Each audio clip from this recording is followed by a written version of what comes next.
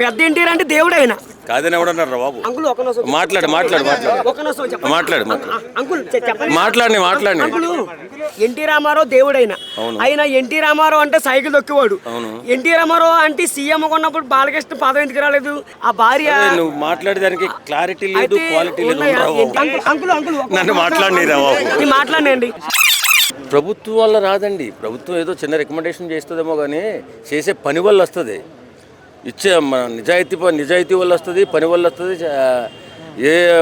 ప్రజలకు ఏ రకమైన సేవలు చేస్తున్నారో గమనిస్తూ ఉంటుంది. మనం ఒక్కరమే కాదు, దాని మీద చర్చించే వాళ్ళు చాలామంది ఉంటారు. పలానా వ్యక్తి పలానా సెలబ్రిటీ ఏం చేస్తున్నాడు, ఈయన ఏ సేవ చేస్తున్నాడు. చాలామంది ఏమంటున్నారు, టీడీపీ ప్రభుత్వం ఉంది కాబట్టి ఇప్పుడు ఆయనకి అది వచ్చింది అవ్వడం చెప్పేసి అంటారు. మీరేమంటారు? అదేం కాదండి. ఇప్పుడు టీడీపీ ప్రభుత్వం వస్తే ఎంతమంది లేదా? 3 సార్లు ఉందిగా, మరి అప్పుడు ఎందుకు రాలేదు? ప్రభుత్వం గురించి రాదు, ఇది చేసే సేవలను పెట్టి వస్తుంది. ఎన్టీఆర్ గారిని ఎందుకు గుర్తించలేదు ఇంతవరకు? భారతరత్న ఎన్టీఆర్ గారిన భారతరత్న ఇస్తారని కొంచెం నిదానంగా వస్తుందేమో అనుకుంటున్నాం మేము కూడా కొంచెం. ఎందుకంటే కేంద్ర ప్రభుత్వం గుర్తించినప్పటికీ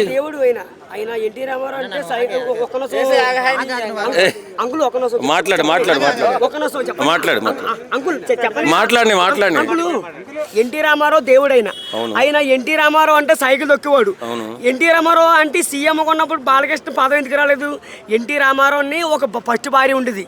ఆ భార్య నువ్వు మాట్లాడేదానికి క్లారిటీ లేదు, క్వాలిటీ లేదు. ఎన్టీ రామారావు దేవుడు, ఎన్టీ రామారావు దేవుడు అయినా ఆయన సైకిల్ మీద తొక్కువాడు.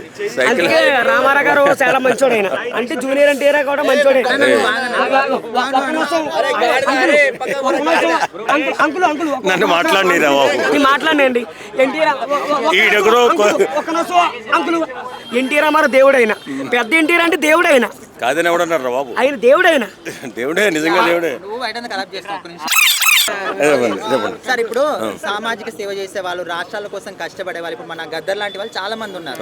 సో వీళ్ళని గుర్తించకుండా అంటే ఇలాంటి వాళ్ళకు కూడా వచ్చేది ఉండేదని కొంతమంది క్వశ్చనింగ్ చేస్తున్నారు. ఏం చెప్తారు? ఇప్పుడు అన్నీ ఒకేసారి ఇవ్వరండి. కేంద్ర ప్రభుత్వం దృష్టికి ఏదైతే వెళ్ళిందో, ఏ ప్రపోజల్ వెళ్ళిందో ఆ ప్రపోజల్ పరిశీలించి అతను అర్హుడా కాదా అని నిర్ణయించి ఇస్తుంది.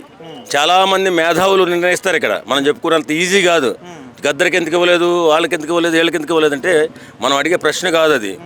వాస్తవంగా మనం చేసే ఈ పెద్దవాళ్ళు చేసే సేవల వల్ల, చిన్నవాళ్ళు చేసే సేవల వల్ల కేంద్ర ప్రభుత్వం గుర్తించినప్పుడు తప్పనిసరిగా గద్దర్ గారు కూడా వస్తుంది ఏదో రోజు. కాబట్టి గుర్తించేదాకా కొంచెం టైం పడుతుంది. ఈ గద్దర్ గారి విషయాలన్నీ కేంద్ర ప్రభుత్వాన్ని చేర్చాలంటే కొంత సమయం పడుతుంది. అంటే చిరంజీవి గారికి పద్మవిభూషణ్ ఇచ్చి మరి బాలయ్యబాబు గారికి పద్మభూషణ్ ఇవ్వడానికి రీజన్ ఏమి ఉండొచ్చు? రీజన్ ఏమి ఉండదండి దానికి. ఆయన చేసిన సేవలకి ఫస్ట్ పద్మభూషణ్ ఇచ్చారు కదా ఆయనకి. ఫస్ట్ ఎవరు ఏమి ఇచ్చారు? చిరంజీవి గారికి పద్మభూషణ్ ఇచ్చారు కదా, తర్వాత పద్మవిభూషణ్ ఇచ్చారు. మరి ఆయన తక్కువ సేవలు చేస్తున్నారని తెలియదు. ఆయన చేసే సేవ ఆ బ్లడ్ బ్యాంక్ వెళ్ళి చూడండి, ఎంత బ్లడ్ మన హైదరాబాద్లో కానీ ఇతర రాష్ట్రాలు కూడా పంపిస్తున్నారు వాళ్ళు. ఒకసారి మీరు బ్లడ్ బ్యాంక్లో ఒకసారి పెట్టండి మీరు, అంత యూట్యూబర్స్ అంతా ఎంత బ్రహ్మాండమైన సేవ చేస్తున్నాడు ఆయన. ఎవరికి తెలియదు. మేము 2-3 రోజులు మొన్న మెడికల్ క్యాంప్ ఒకటి పెట్టాము అక్కడ. చాలా అద్భుతంగా, మనం ఎవరు చెప్పాల్సిన అవసరం లేదు. ప్రతిరోజు ఎంతోమంది బ్లడ్ బ్యాంక్ వెళ్ళి బ్లడ్ ఇస్తుంటారు, ఆ బ్లడ్ వాళ్ళు సరఫరా చేస్తుంటారు. కాబట్టి అలాంటి సేవలు చాలా ఉంటాయి. ఆ సేవలను గుర్తించుతుంది ప్రభుత్వం, కేంద్ర ప్రభుత్వం గుర్తించిన తర్వాత అరే పలానా రాష్ట్రంలో పలానా గొప్ప వ్యక్తి ఉన్నాడు, ఆయన గుర్తించాలి మనం అని ఆలోచించి గౌరవిస్తుంది. పద్మభూషణ్ కానీ పద్మవిభూషణ్ కానీ. ఫ్యూచర్లో బాలయ్యబాబుకు పద్మవిభూషణ్ వచ్చే ఛాన్స్ ఉందనుకుంటున్నారు సార్? ఏమో గుర్తిస్తే వస్తుందిగా. ఇప్పుడు ఆయన సేవలు ఇంకా పెంచుకుంటా పోయాడు. ఇప్పుడు ఎమ్మెల్యేగా ఉండి కూడా ఒక ప్రజాప్రతినిధిగా ఇప్పుడు హిస్టరీ కదా, మరి హిస్టరీ కొట్టాడు. ఇంకా సేవలు పెరుగుపరుచుకుంటూ పోతే పద్మవిభూషణ్ కాదు ఇంకా పెద్దదేమైనా వస్తుందేమో.